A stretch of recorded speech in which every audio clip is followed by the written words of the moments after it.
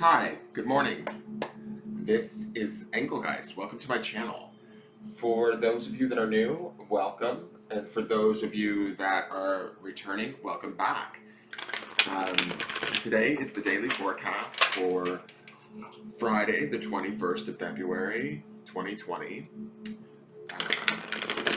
I do intend for this to be sort of a message for the greater collective, for the highest good.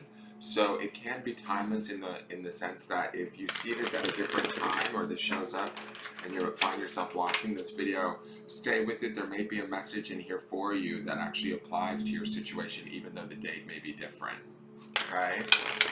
If at the end of this video, after watching it, you enjoyed the video, please hit the subscribe button and hit the notification bell. I do live events at times and other things that you will get notified when I go live or when I've shot another video or there's another daily forecast, that sort of thing. Other ways that you can support the channel if you'd like is just by liking the videos, sharing them out, subscribing to the channel, commenting on the videos. If you have any questions, concerns, ideas, things you want to see, feel free to let me know that. You can support my business page on Facebook by clicking the like button and following me over there, or following my YouTube channel. And all of that is linked in the Linktree link. You can book a private reading with me. I am available for those, and any questions you may have about that, you would direct to the Facebook business page or to my Instagram. And if you want, you can follow my Instagram at Engelgeist333. Those are all ways of subscribing and supporting to my channel. There's also a Patreon page under the name Engelgeist. If you wanted to actually subscribe monthly with money, you can do that. These daily broadcasts are released over there early. So if you feel so inclined, that's available to you too. All right, let's get into the forecast, guys, and see what's going on with the energy. Excuse me. All right. Interesting. It's the Seven of Cups. So this is the first time I'm seeing this card with this deck. And we've had some interesting cards. Yesterday was the Ten of Swords. This Seven of Cups to me is always about sort of this opportunity of, actually the idea of opportunity. Cups is the emotions, right? And the Seven of Cups to me signifies this idea that there is this abundance around us, but we can't quite see it. Because within the abundance, there's both the positive and the negative. And when I look at the design of this card, this gentleman is holding this skull here. And this is actually a kind of morbid version of the Seven of Cups. Usually there's a Seven of Cups where you see the 7 different cups and there's like a variety of different things in them, right? Like rainbows is coming out of one, a skull is in another. So this is sort of a little bit traditional imagery for the Seven of Cups. But to me, it always sort of signifies this idea of, being provided a bunch of different abundant emotional options and not being sure which one to pick. Now, what's interesting to me about this, the way that they designed this card, is we have this person with this mask on. Do you see that? And there's sort of maybe, you could look at this in a couple of different ways. How I sort of interpret the symbolism of this is sort of either we're removing our masks and finding out how we truly feel and what we're truly focusing on, and we're letting go of those things and we're shedding them, or we're giving into that mask and placing it back on our face and hiding out. To me, hiding out in this case would be sort of allowing ourselves to only see the dragon and not see the cups that the dragon is surrounding, right? This like Komodo dragon, like sort of, this is a pretty ominous sort of creature, it feels like to me as I'm looking at this card. To me, this feels like, when I think about yesterday's Ten of Swords, to me this feels like maybe some of those swords are still lurking, some of those thoughts might be still lurking, or the emotions of those thoughts. This is about slaying some really old shit, guys. And I have to say this, when I look at this card, and the reason why I say slay is because he's holding this skull in his hand. To me, this is like he's holding the death, the power to create the death, the power to create the memory, the power to sort of, this skull to me feels like the opportunity to sort of end this cycle, to end these feelings or these emotions that have not served us, that have like sort of blocked us from seeing what we do have access to. Like if we've been stuck in only focusing on the negative, which I can be guilty of this too, just as much as the next person. If we've been stuck in a place of lack or in a place of, distrust, a place of annoyance, a place of frustration, we're only going to see what frustrates us. It almost makes this Komodo dragon even bigger, and he wraps around these cups where we can't see them again. And what we're doing is we're actually putting on the mask. But if we remove the mask, if we actually do the act of removing the mask, and we honor the fact that there is abundance here, this dragon, to me, I feel like it shifts. It doesn't necessarily go away, but the dragon becomes like a form of protection is what I'm getting from this card. Like I feel like as I'm looking at this dragon, what I'm hearing is I'm here to either like fear, I'm here to be feared, or I'm here to be tamed. But once you tame me, I work for you. I work with you. I protect you, right? So this has something to do with, this is strange to me. What I'm feeling here, and it's funny, it's a Cups card and I'm talking all about feelings.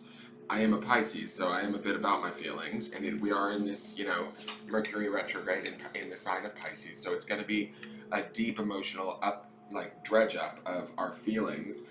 That's what the Seven of Cups is. It's forcing us to look at where are we wearing masks, where are we holding ourselves back, where are we like denying ourselves and focusing on what's not working versus what is, right?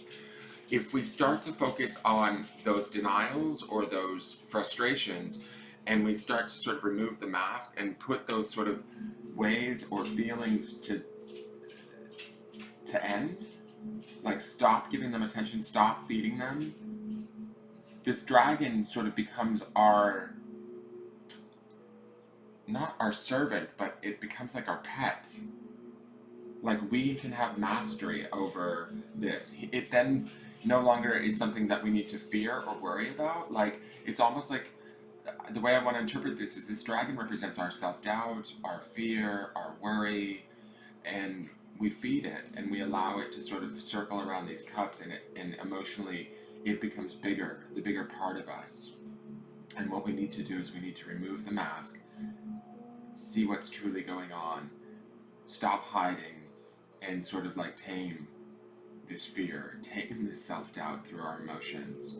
And this card is definitely tying in with that Ten of Cups, because I felt like that Ten of Cups was all about releasing the thoughts that were holding us down. So this is sort of the next phase of that. Underneath those thoughts create then the emotion, right? Because it's all interconnected.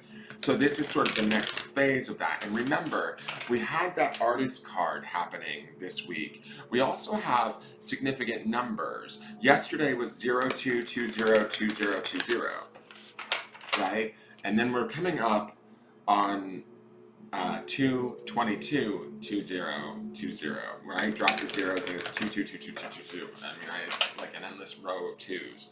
So there's something going on this week, I feel like, and especially with this Pisces retrograde, or this Mercury retrograde in Pisces, it is dredging up the deeper stuff that we haven't dealt with. We want to look at these things and start to move them out. It may be uncomfortable. I'm going to be honest. It may be a challenge. But anything that's a challenge usually has a high payoff, is worth the work, and is indeed,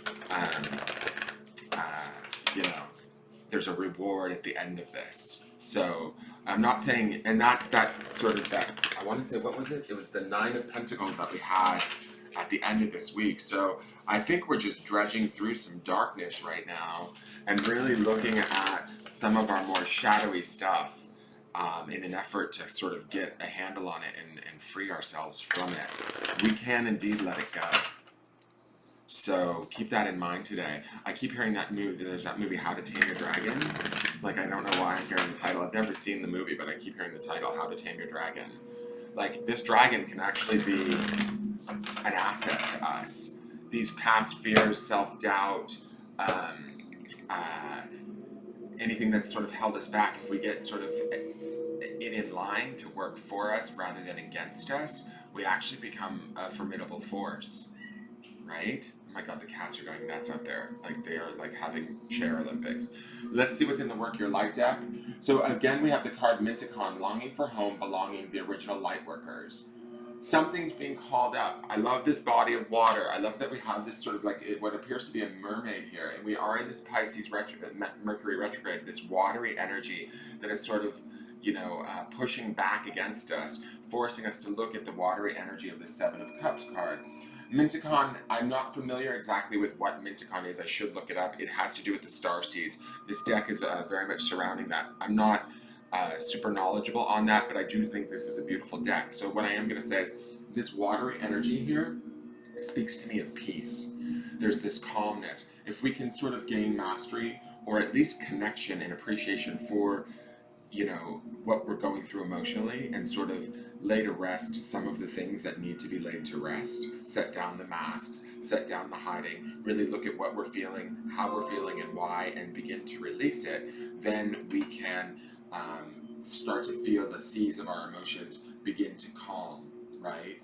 Our intuition kicks back in with this moon. And yes, we might be sad. There might be a loneliness within us. There might be a desire that feels scary or upsetting. But I think when we touch base with that, we actually get back to who we really truly are. That's this original light workers in this card. There is this message here that says to me, when we dig a little deeper, when we do the work, we actually find a little sense of who we are and a little bit better appreciation and emotional connection, and a calm will come from that. But we have to sort of go through those emotions of fear, loneliness, self-doubt, to sort of find that original essence of who we are and why we came here. When we do this work, guys, or when we explore this and we sort of gain this awareness, we actually free ourselves, and then we're able to help others free themselves. So keep that in mind today. Oh my God, and here is the stone, which is freedom. I fell over, sorry. Stand up, freedom. Stand up for your freedom! Oh, come on, there we go. So the grounding stone today is freedom, and I'm just saying, we free ourselves by doing this work.